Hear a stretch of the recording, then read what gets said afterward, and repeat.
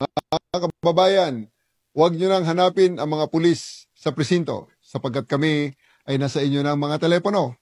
Dial 911, darating kami sa loob ng 5 minuto. Lilingkod sa bawat Pilipino at magbibigay ng tamang impormasyon para sa tahimik at maayos na Pilipinas. Police News Network, alagad ng batas, tagapagtaguyod ng balitang pulis, sandigan ng mamamayan, patnubay ng katotohanan.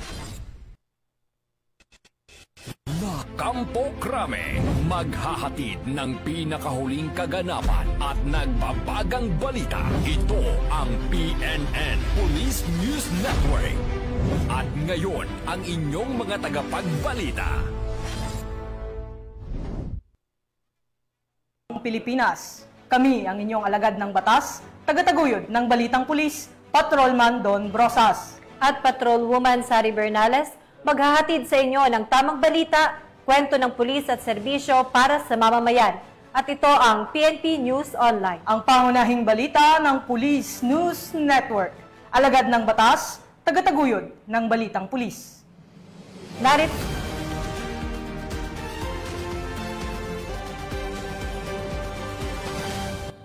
Narito ang mga balitang dapat niyong abangan.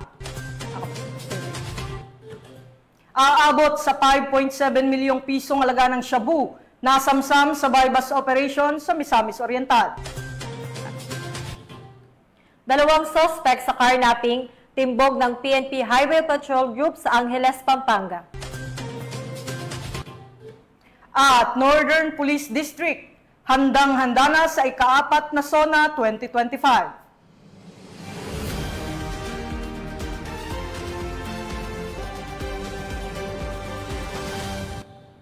Narito ang mga balitang hatid ng ating PNN correspondents mula sa iba't ibang panig ng bansa.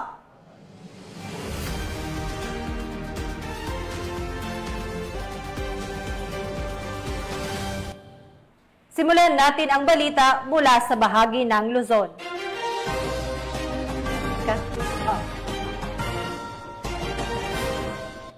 Inihayag ng Northern Police District ang kanilang buong kahandaang tumugon at tiyakin ang seguridad para sa nalalapit na ika-4 na State of the Nation Address ni Pangulong Ferdinand Bongbong Marcos Jr.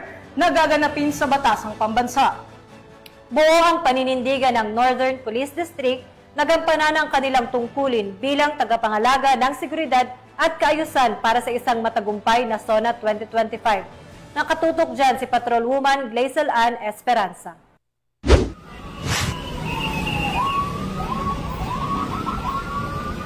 Maaga pa lamang noong July 27, 2025 ay handang-handa na ang Northern Police District para sa ika-4 na State of the Nation Address o SONA ni Pangulong Ferdinand R. Marcos Jr. sa Batasan Complex, Quezon City.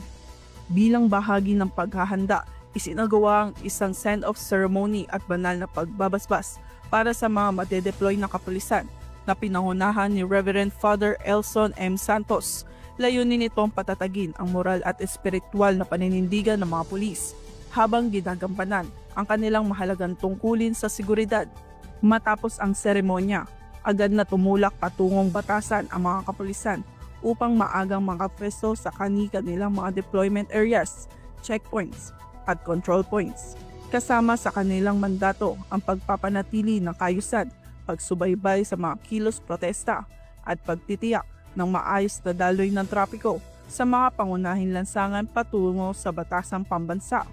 Samantala, personal na inspeksyon ng mga security posts at nagpaabot ng direktiba at suporta sa mga tauhang nakadeploy sa Batasan Complex, sina Chief PNP Police General Nicolas D. Torre III, Police Major General Anthony A. Aberin, Regional Director ng National Capital Region Police Office, at Police Brigadier General Jerry V. Protasio, Acting District Director ng Northern Police District, bilang pagpapakita ng kanilang buong suporta sa seguridad ngayong SONA 2025. Patuloy ang pagbabantay ng mga tauhan ng Northern Police District sa kabuuan ng aktibidad mula sa pagdating ng mga opisyal at panauhin habang isinasagawa ang talumpati ng Pangulo hanggang sa ligtas na pag-uwi ng mga dumalo. Ang kanilang presensya ay simbolo ng matatag na paninindigan ng pulisya para sa katahimikan at seguridad ng publiko sa ilalim ng direktiba ng pamunuan ng Philippine National Police, kaagapay ng iba't ibang law enforcement agencies, nananatiling nakaalerto ang buong hanay ng Northern Police District upang siguraduhin magiging mapayapa, ligtas at maayos ang pagdaraos ng SONA 2025. Salamat, Patrolwoman Esperanza. Sa walang kapagurang operasyon ng PNP Highway Patrol Group, kaugnay sa mas pinaigting na laban ng pambansang pulisya kontra kriminalidad, 2 sospek sa kasong karnaping at pamemeke ng mga dokumento ng motorsiklo ang matagumpay na nahuli ng PNP HPG sa barangay Pulong Bulo, Angeles City, Pampanga. Patrolman Mark Roland Feliciano sa report.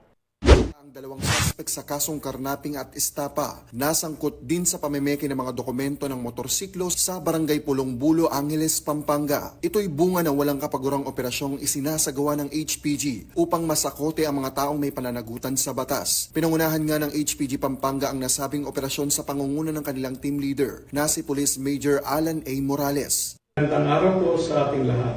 Ang Provincial Highway Patrol Team Pampanga ay nagkaroon ng isang matagumpay na traffic operation na nagresulta ng pagka-aresto ng 2 taga-Pampanga na mga suspect na involved sa Labas Casa Scheme. Ang naging dahilan po na nasabing operasyon ay bunsod sa reklamo ng 2 biktima ng mga taga-Bulacan na kung saan sila ay nakabili sa mga arestadong suspect ng 2 motorsiklo. Kanila pong napag-alaman ang mga nasabing motorsiklo ay walang papeles, nakipag-ugnayan po sila sa aming opisina na kung saan umorder pa po sila ng isang motorsiklo gamit ng isang dummy account. Umayon naman po ang ating suspect na nagdahilan ng isang entrapment operation. Ugaliin po natin sana na bago po tayo bumili ng mga sekundamanong motorsiklo o sasakyan, ay huwag po tayong maingganyo sa murang halaga. Ugaliin po natin na makipag-ugnayan at lumapit po tayo sa pinakamalapit na himpilan ng Highway Patrol Group upang masiguro po natin na ang ating bibilhing sekundamanong motorsiklo o sasakyan ay hindi involved sa anumang illegal na pinaggalingan. Kinilala ang mga sospek na sina alias Chris, 29 na taong gulang at Kenny, 32 taong gulang na parehas na taga San Fernando, Pampanga. Binasahan sila ng kanilang karapatan sa salitang kanilang nauunawaan at ngayon ay nasa kustodiya ng HPG Pampanga para sa dokumentasyon at tamang disposisyon habang inihahanda ang naaangkop na kaso laban sa mga ito. Sa anumang katanungan, reklamo o impormasyon, ang himpilan ng Highway Patrol Group ay palaging bukas upang kayo'y tulungan. Kami ang Guardian of the Highway, ang kakampi nyo sa kalsada na patuloy na magbibigay ng serbisyong HPG dahil dito sa ating bagong Pilipinas. Ang gusto ng pulis, ligtas ka. At sa iba pang balitang serbisyong HPG, tumutok lamang sa aming YouTube channel at Facebook page na Police News Network. Mula sa tanggapan ng kakampi nyo sa kalsada, ako po si Patrolman Mark Roland Feliciano para sa Police News Network, alagad ng batas, tagataguyod ng balitang pulis. Maraming salamat, Patrolman Feliciano. Hindi nakaligtas sa kamay ng batas ang isang senior citizen na wanted sa kasong frustrated homicide matapos itong haina ng warrant of arrest ng ating kapulisan sa Apari. Yan ang tinutukan ni Corporal Kelvin Paul Juan. Hindi na nakapalagpa ang isang wanted person na may kasong frustrated homicide sa sinagawang operasyon ng pinagsanib puwersa ng mga operatiba noong Hulyo 24 taong kasalukuyan. Ang suspect ay kinilala bilang si alias Gardo, 63 taong gulang, mangingisda at residente ng nasabing bayan. Naaresto si alias Gardo sa bisa ng warrant of arrest na may nakatalagang piyansa na nagkakahalaga ng 72 piso para sa kanyang pansamantalang kalayaan. Kasalukuyang nasa kusdiya na ngayon ng Apari Police Station ang suspect para sa tamang dokumentasyon bago i-turn over sa korteng kinauukulan.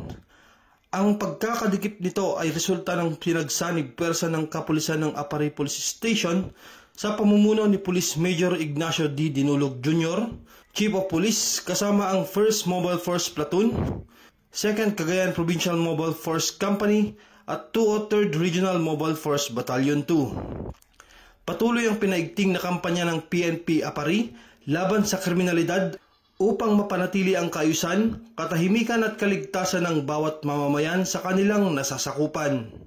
Mula dito sa Lambak ng Cagayan, ako po ang inyong Police News Network Correspondent, Police Corporal Kelvin Polhuan, alagad ng batas, tagataguyod ng Balitang Pulis. Matapos ang pananalasa ng Bagyong Emong na nagdulot ng pinsala sa iba't ibang bahagi ng rehiyon, agarang kumilos si Police Brigadier General Dindo Reyes, Regional Director ng Police Regional Office 1, upang pangunahan ang pagsasaayos at paglilinis sa Camp Brigadier General Oscar Florendo La Union. Police Corporal J.R. Del Mendo sa report. Pangunahan ni Police Brigadier General Dindo R. Reyes, Regional Director ng Police Regional Office 1, kasama ang iba pang miyembro ng command group at mga regional staff ang pagbabalik sa ayos at paglilinis sa mga pasilidad at paligid ng Camp Brigadier General Oscar M. Florendo, kung saan nakabase ang opisina ng PRO1 sa Barangay Parian, lungsod ng San Fernando, La Union. Dahil sa lakas ng hangin at ulan na idinulot ng Bagyong Emong, halos nagtumbahan ang lahat ng punong kahoy sa kampo at ang ilan ay bumara sa daanan at kalsada. Ang mga gusali sa loob ng kampo ay hindi rin nakaligtas. Ang iba ay nadaganan ng sanga ng punong kahoy at ang iba naman ay nasira dahil sa lakas ng hagupit ng bagyo. Nagtulong-tulong ang lahat ng miyembro ng PRO1, kasama na rin ang mga miyembro ng Regional Support Unit sa muling pagsasaayos ng Campo Florendo, paglilinis sa mga natumbang kahoy at sa paligid, gayon na din ang pagkumpuni sa mga na-damage na pasilidad. Ipinapakita nito ang pagkakaisa ng bawat isa, lalo na sa panahon ng kalamidad. Patunay na ang kapulisan ng Ilocos Region ay maasahan, malalapitan at mapagkakatiwalaan. Mula dito sa Ilocos Region, ako ang inyong PNN Correspondent, Police Corporal J.R. Del Mendo, alagad ng batas, tagataguyod ng Balitang Pulis. Maraming salamat, Police Corporal Del Mendo. Buong giting na naglaan ng seguridad ang Regional Mobile Force Battalion ng NCRPO sa isinagawang charity event at pamamahagi ng relief goods para sa mga pamilyang labis na naapektuhan ng nagdaang bagyo. Yan ang balitang hatid ni Patrolwoman Maria Danica Bungo. Idinaos ang isang makabuluhang charity event sa Rizal Memorial Coliseum sa Malate, Manila at namahagi naman ng relief goods ang mga kapulisan sa Aplaya Covered Court sa Barangay 649, Baseco Compound, Manila. Ang aktibidad ay pinangunahan ni Police General Nicolas D. Torre III, PNP Chief, bilang bahagi ng relief operations para sa mga mamamayan na nasalanta ng katatapos na bagyo. Sa ilalim ng pamumuno ni Police Colonel Celso M. Rodriguez, Force Commander, 300 kapulisan ng RMFB, kasama ang mga opisyal na sina Police Captain Jerry M. Gilisanga, Contingent Commander, Police Captain Reinhardt Duladul at Police Captain Jimmy Villaor, Company Commander, ang nagsilbing area security at CDM contingent sa nasabing aktibidad. Dumalo rin ang iba't ibang mga opisyal mula sa NCRPO upang ipakita ang kanilang suporta at dedikasyon sa pagtulong sa mga biktima. Ang mga ganitong aktibidad ay mahalaga sa pagbuo ng mas matatag na komunidad, kaya't ang pakikiisa ang lahat ay lubos na pinahahalagahan. Ang ganitong aksyon ay patunay ng mahigpit na pagsunod sa 5-minute response time na ipinatupad ni PNP Chief Police General Nicolas D. Torre III at nakahanay sa 5 guiding principles at AAA policy framework na Able Active Allied ni NCRPO Regional Director Police Major General Anthony A. Abirin para sa ligtas at disiplinadong serbisyo para sa publiko. Muli, ako po ang inyong Police News Network Correspondent, Patrolwoman Bungo, alagad ng batas, tagataguyod ng Balitang Pulis. Maraming salamat, Patrolwoman Bungo. Samantala nagsagawa ng relief operation ang mga tauhan ng Orani Municipal Police Station para sa mga pamilyang labis na naapektuhan ng habagat at mga nagdaang bagyo sa kanilang nasasakupan. Yan ang balitang hatid ni Patrolwoman Janice Bulahaw. Arestado ang 6 na individual habang tinatayang 204,000 na laga ng ininalang shabu ang nasamsam sa isang matagumpay na anti-illegal drug operation na isinagawa ng mga operatiba ng Orion Municipal Police Station sa Teachers Village, Barangay Santo Domingo, Orion, Bataan. Pinangunahan ng Drug Enforcement Unit ng Orion MPS sa ilalim ng pamuno ni Police Colonel Marites A. Salvadora, Provincial Director ng Bataan PPO, ang ikinasang buy-bust operation na nagresulta sa pagkakaaresto ng unang sospek matapos bentahan ang isang operatiba na nagsilbing posture buyer ng isang sachet ng hinihinalang shabu kapalit na isang pirasong 500 pesos marked money. Samantala, ang 5 pang sospek ay naaktuhan umanong gumagamit ng iligal na droga sa isang pot session. Nasamsam sa operasyon ang 7 piraso ng heat-sealed transparent plastic sachet na naglalaman ng hinihinalang shabu, 5 pirasong aluminum foil na may bakas ng shabu, 5 toother, lighter, at 1 pang piraso ng heat-sealed transparent plastic sachet na may bakas na shabu. Kasalukuyang nasa kustodiya ng Orion MPS ang mga inarestong sospek, habang inihanda ang pagsasampa ng kaukulang kaso laban sa kanila sa paglabag sa Republic Act 9165 o ang Comprehensive Dangerous Drugs Act of 2002. Ang matagumpay na operasyon ay patunay ng mas pinaigting ng kampanya kontra iligal na droga, alinsunod sa direktiba ni Chief PNP Police General Nicolas D. Torre III at sa pamuno ni Police Brigadier General Ponce Rogelio I. Peñones Jr., Regional Director ng Police Regional Office 3. Patuloy ang determinasyon ng kapulisan sa pagbibigay ng ligtas at drug-free na komunidad para sa bawat mamamayan ng Bataan at buong Gitnang Luzon. Mula dito sa Gitnang Luzon, ako ang inyong PNN correspondent, Patrolwoman Lixen Reyes A. Saweran, alagad ng batas, tagataguyod ng Balitang Pulis. Maraming salamat, Patrolwoman Saweran. Bilang bahagi ng patuloy na kampanya ng kapulisan para sa makataong serbisyo, nagsagawa ng relief operation ang Police Regional Office Mimaropa para sa mga miyembro ng Alangan Tribe sa bayan ng Baco Oriental, Mindoro. Nakibalita dyan si Patrolwoman Dara Falogme. Bilang tugon sa matinding pagbaha na idinulot ng southwest monsoon at mga tropical storm na Dante at Emong, nagsagawa ng relief operation ng mga tauhan ng Police Regional Office Mimaropa sa pangunguna ni Police Brigadier General Roel Cuevas Rodolfo, Regional Director, para sa mga pamilyang apektado mula sa Alangan Tribe ng komunidad ng Mangyan.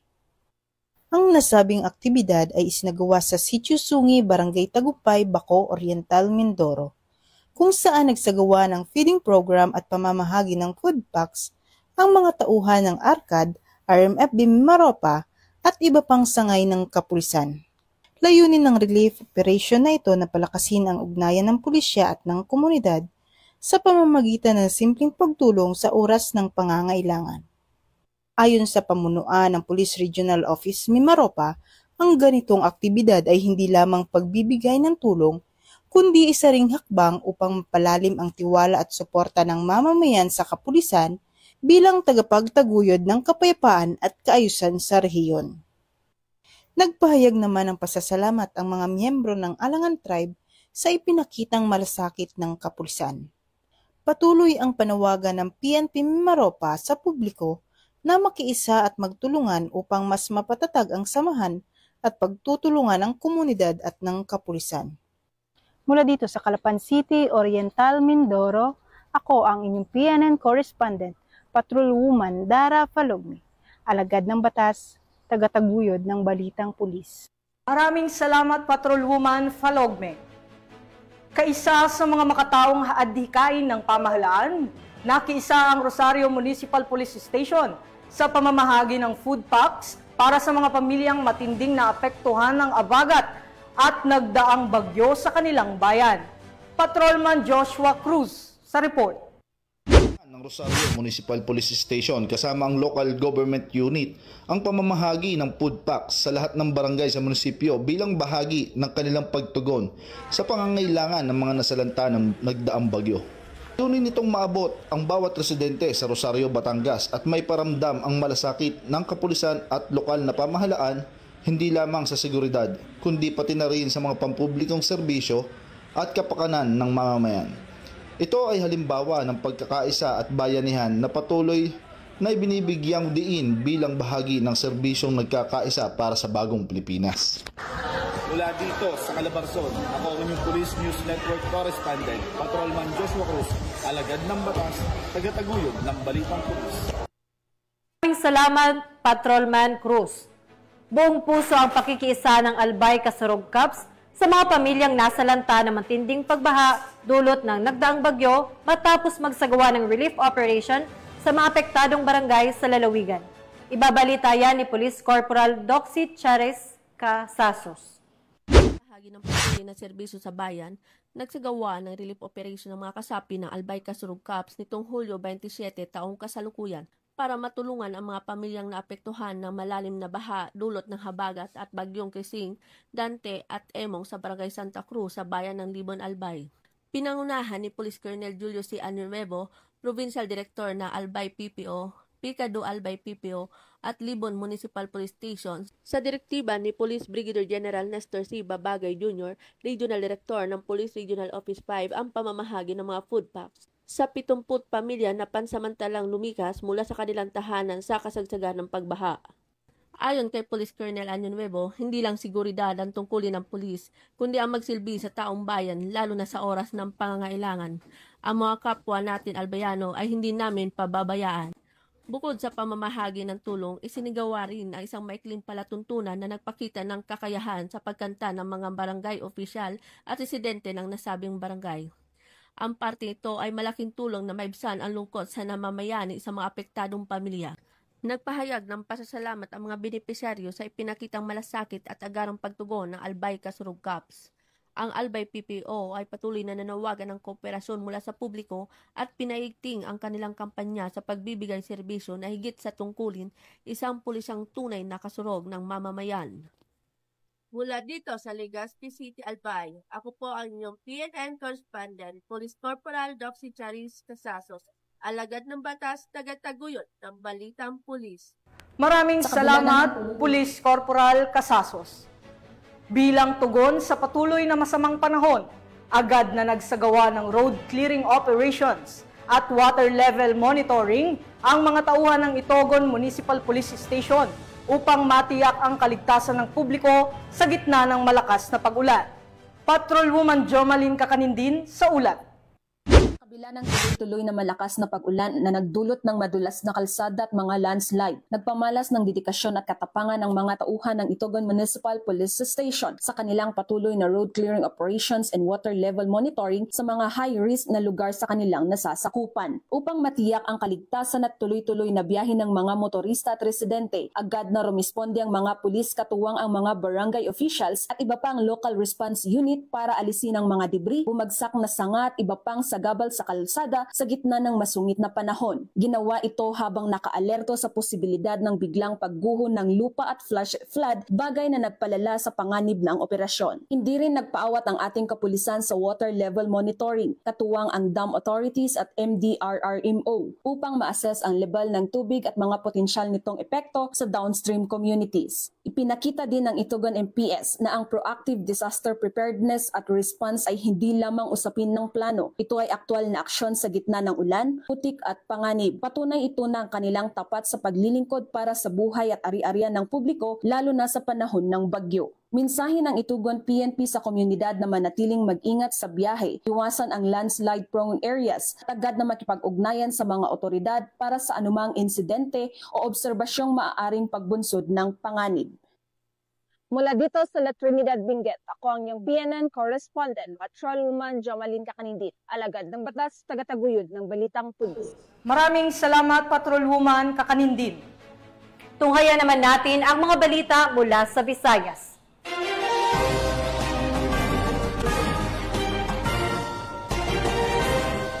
Arestado ng mga tauhan ng Cebu City Police ang isang barista na nakatalang top 2 most wanted person sa kasong rape sa bisa ng warrant of arrest na isinilbi laban sa kanya sa Barangay Talamban, Cebu City. Patuloy ang panawagan ng PNP sa publiko na makipagtulungan sa mga otoridad sa pagbigay ng impormasyon ukol sa mga wanted na individual upang maisulong ang hustisya at kaayusan sa lipunan. Magbabalita dyan si Patrolwoman Judith Nicanor. mas rehas ang isang barista na top 2 most wanted person municipal level sa kasong rape matapos maaresto ng kapulisan ng Cebu City sa Sitio Hillside, Barangay Talamban, Cebu City nito lamang nakaraan. Kinilala ni Police Major Alvino B. Engueto, Station Commander ng Police Station 8 Cebu City Police Office, ang suspect na si Miss, 26 anyos, isang barista at residente ng nabanggit na lugar. Batay sa ulat ng pulisya, bandang 5:55 ng hapon nang maaresto ng kapulisan ng suspect sa bisa ng warrant of arrest para sa kasong rape, paragraph 1, article 266A ng Revised Penal Code na inisyu ng Honorable Van Russell Enupicas, presiding judge ng RTC Branch 3 Family Court 7 Judicial Region Cebu City na walang rekomendadong piyansa. Kasalukuyang nasa kustodiya ng Police Station 8 Cebu City Police Office ang suspect para sa dokumentasyon at tamang disposisyon. Ako po ay nananawagan sa ating mga kababayan, lalo na sa mga naging biktima ng krimen o sa kasong rape, na huwag matakot na magsumbong sa ating kapulisan. Hinihikayat po namin ang lahat na makiisa at maging mapagmatyag, lalong-lalo na sa mga krimen o mga kahinahinalang gawain sa inyong lugar. Sa pamagitan ng pagtutulungan ay masisiguro natin ang kaligtasan ng bawat isa at kapayapaan sa ating komunidad. Ang Cebu City PNP ay hindi hahayaang makawala sa kamay ng otoridad ang mga taong gumagawa ng krimen sa kanilang kapwa at komunidad dahil sa bagong Pilipinas ang gusto ng pulis, ligtas ka. Mula dito sa Cebu City Police Office, ako ang inyong Police News Network Correspondent, Patrolwoman Judith Nicanor. Alagad ng batas, tagataguyod ng balitang pulis. Maraming salamat, Patrolwoman Nicanor. Nauwi sa pagkakadakip ng isang street-level drug suspect ang isinagawang bypass operation ng kapulisan sa Tigbawan, Iloilo. Alamin ang buong detalye mula kay Patrolwoman Justin May Halyores. Isang anti-illegal drugs operation ang isinagawa ng mga operatiba ng Tigbawan Municipal Police Station. Nito lamang ika-27 ng Hulyo taong kasalukuyan sa Barangay Cordova Norte, Tigbawan, Iloilo. Sa operasyon na pinangunahan ng Tigbawan MPS Station Drug Enforcement Team sa ilalim ng pamumuno ni Police Captain Alfred T. Mansoy, officer in charge, ay naaresto si alias Bimboy, isang 31 anyos, walang trabaho at residente ng Barangay Namukon, Tigbawan, Iloilo, na pansamantalang naninirahan sa Barangay Bangkal, Tigbawan, Iloilo. Nahuli si alias Bimboy sa isang bypass operation kung saan siya ay nahulihan ng 6 na gramo ng hinihinalang shabu na may tinatayang standard drug price na 40,800 pesos. Kabilang sa mga narecover mula sa kanya ay isang piraso ng heat-sealed transparent plastic sachet na may lamang suspected shabu na siyang bypass item. 5 karagdagang sachet ng pinaghihinalaang shabu, marked money na 6,800 pesos, isang black belt bag at isang rusi na motorcycle. Ang operasyon ay matagumpay na naisagawa sa tulong ng 1st Iloilo Provincial Mobile Force Company at gamit ang 2 body-worn cameras upang masiguro ang dokumentadong proseso. Ang suspect ay kasalukuyang nasa kustodiya na ng Tigbawan MPS para sa dokumentasyon at haharap sa kasong paglabag sa Comprehensive Dangerous Drugs Act of 2002 o ang RA 9165. Patuloy ang pinaigting ng kampanya ng Philippine National Police laban sa ilegal na droga upang masiguro ang ligtas at mapayapa ang bawat komunidad sa ilalim ng kanilang nasasakupan. Mula rito sa Police Regional Office 6, ako ang inyong PNN Correspondent Patrolwoman Justin May Halyores. Alagad ng batas, tagataguyod ng balitang pulis. Maraming salamat, Patrolwoman Halyores. At narito naman ang mga balita mula sa bahagi ng Mindanao.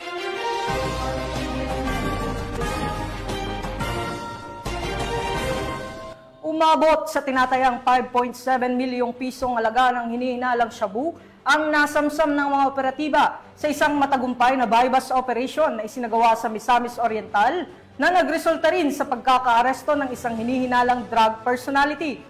Tiniyak ng mga otoridad na hindi titigil hanggang masugpo ang operasyon ng mga sindikato sa rehiyon at mapanagot ang mga sangkot sa ilegal na droga.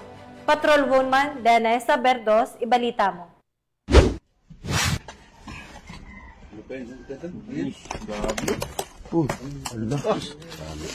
arestado ang isang individual sa sinagawang joint buy-bust operation ng Regional Police Drug Enforcement Unit 10, PDEA Misamis Oriental, RIU-10, PDEG SOU-10 at Taguloan MPS sa Barangay Sihayon, Taguloan, Misamis Oriental nito lamang ika-25 ng Hulyo taong kasalukuyan. Kinilala ni Police Major Renz Marion Serrano, OIC ng Taguloan MPS, ang drug suspect na si alias Jane, 55 taong gulang, babae, may asawa at residente ng nasabing lugar. Yes, Sergeant.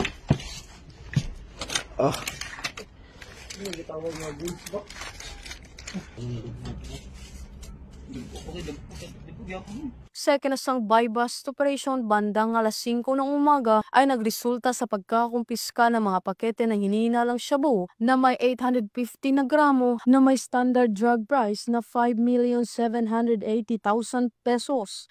Ang suspect ay nakaharap sa kasong paglabag sa RA 9165 o Comprehensive Dangerous Drugs Act of 2002. Mula dito sa Camp Capistrano, Gusa, Cagayan de Oro City, ako ang inyong Police News Network correspondent, Patrolwoman Danasa Berdos, alagad ng batas, tagataguyod ng balitang pulis. Maraming salamat, Patrolwoman Berdos. Sa layuning mapalaganap ang kaalaman, respeto at pagkakaunawaan sa pagitan ng pulisya at Muslim community, nagsagawa ng madrasa visitation ang mga tauhan ng Davao City Police Office sa isa sa mga lokal na madrasa sa lungsod. Ang balita mula kay Patrolwoman Queenie Babes Arindain. Nagpatuloy ang pagsusumikap ng kapulisan sa pagpapatatag ng ugnayan sa komunidad sa pamamagitan ng isang matagumpay na pagbisita sa Madrasa Dato Loho Al-Islamiyah na ginanap sa Jana Data Loho Gym, Barangay Maa, Davao City. Nito lamang 26 ng Hulyo taong kasalukuyan. Pinangungunahan ng Davao City Police Office sa pamumuno ni Police Colonel Manan Simo Arip, Acting City Director at sa pagkikipagtulungan ng Police Regional Office 11 ang nasabing aktibidad. Bahagi ng aktibidad ang mga sinasagawang pagtatalakay ng mahahalagang batas tulad ng Anti-Rape Law, Safe Spaces Act o Bawal Bastos Law at konsepto ng Good at Bad Touch na ibinahagi ng mga tauhan ng Maa Police Station. Layunin nitong bigyan ng kalaman ng mga kabataan sa mga isyong may kinalaman sa kanilang kaligtasan at karapatan. Nagbigay din si Mr. Mansour Bulay mula sa Salam Police Advocacy Group ng Basic Self-Defense Demonstration para sumigit kumulang 80 estudyante na dumalo sa aktibidad. Ang layunin nito ay turuan ng mga kabataan ng simpleng pamamaraan ng pagtatanggol sa sarili sa oras ng panganib. Namahagi rin ng whiteboard markers, school supplies at mga merenda para sa mag-aaral ng madrasa. Patuloy namang hinihikayat ng kapulisan ng komunidad na suportahan ang mga inisyatiba ng Davao City Police Office at umiwas sa anumang aktibidad na maaring makasira sa kapayapaan at kaayusan. Mula dito sa Police Regional Office 11, ako yung PNN Correspondent Patrolwoman Queenie Babes Arindain, alagad ng batas, tagataguyod ng balitang pulis. Maraming salamat, Patrolwoman Arindain. At para sa huling balita, matagumpay na isinagawa ng Maguindanao del Sur Police Provincial Office ang kauna-unahang Barangay Peace Summit bilang bahagi ng mas pinatibay na kampanya para sa kapayapaan at seguridad sa mga komunidad. Yan ang tinutukan ni Patrolwoman Angela Banderlipe. Isang makasaysayang hakbang tungo sa kapayapaan ang isinagawa ng Maguindanao del Sur Police Provincial Office sa pamamagitan ng kauna-unahang Barangay Peace Summit sa Camp Dato Akila ng Patuan, Sheriff Agwak, nito lamang ika-25 ng Hulyo taong kasalukuyan. Pinangunahan ni Police Colonel Solman Salman Sapal, Provincial Director ng Maguindanao del Sur PPO, ang natura aktibidad at dinaluhan ng 287 na punong barangay mula sa 24 na munisipalidad, Napolcombar, na sumisimbolo sa pagkakaisa ng mga lokal na leader at kapulisan sa adhikain ng pangmatagalang kapayapaan. Isa sa mga tampok na aktibidad ay ang voluntaryong pagsuko ng 234 na iba't ibang uri ng high-powered firearms mula sa mga opisyal ng barangay na itinuturing na isa sa pinakamalaking turnover ng armas sa kasaysayan ng lalawigan. Naging daan din ng summit para sa pagtutulungan sa pagitan ng mga pinuno ng barangay at kapulisan. Pinigyang din dito ang kahalagahan ng tiwala at kolektibong responsibilidad sa pagpapanatili ng kaayusan sa mga pamayanan.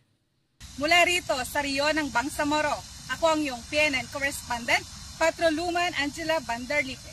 Alagad ng batas, tagataguyod ng Balitang Pulis.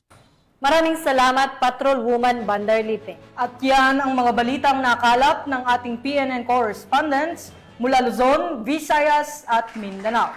Sa ngalan ng pamunuan ng Philippine National Police sa pangunguna ni Police General Nicolas Torre III at sa pamumuno ni President Ferdinand Bongbong Marcos Jr., kami ay maglilingkod sa bawat Pilipino at magbibigay ng tama at balanseng balita. At kami po ay muling nagpapaalala na huwag nyo nang hanapin ang mga pulis sa mga presinto sapagkat kami ay nasa inyo ng mga telepono. Dial 911, darating kami sa loob ng 5 minuto. Dahil sa bagong Pilipinas, ang gusto ng pulis, ligtas ka. Mula rito sa tanggapan ng tagapag-ugnay ng pambansang pulisya, kami ang inyong alagad ng batas, tagataguyod ng Balitang Pulis, Patrolman Don Brosas. At Patrolwoman Sari Bernales, maghahatid ng tamang balita, kwento ng pulis at serbisyo para sa mamamayan, at ito ang PNP News Online. Ang pangunahing balita ng Police News Network.